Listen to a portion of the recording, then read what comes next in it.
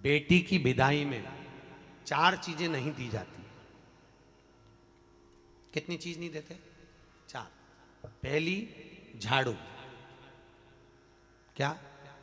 झाड़ू बेटी की विदाई में कभी नहीं देते। दूसरे नंबर पर सुई, बेटी की विदाई में कभी नहीं देते। तीसरे नंबर पर चलनी। क्या बोलते हो? चलनी बोलते हो ना, आटा छानने वाली चलनी, बेटी की विदाई में नहीं दी जाती। चौथे नंबर पर अचार की बरनी, बेटी की विदाई में नहीं दी जाती। बेटी की विदाई में अचार नहीं दिया जाता, खट्टा और तीखा बेटी के। और जिस घर में मायके से बेटी की विदाई में अचार दिया जाता है, उस घर में बेटी कभी सुखी नहीं रह सकती। लिख के रख ले, उसको कुछ ना कुछ तकलीफ रहेगी। कभी सास, कभी ननन, कभी पति, कभी कोई उसको ताने देता ही रहेगा।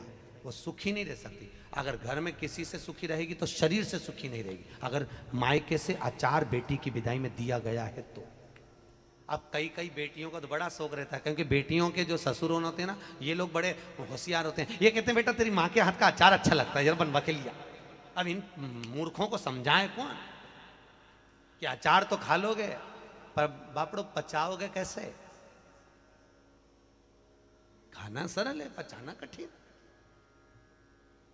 नहीं दिया जाता। आपने देखा है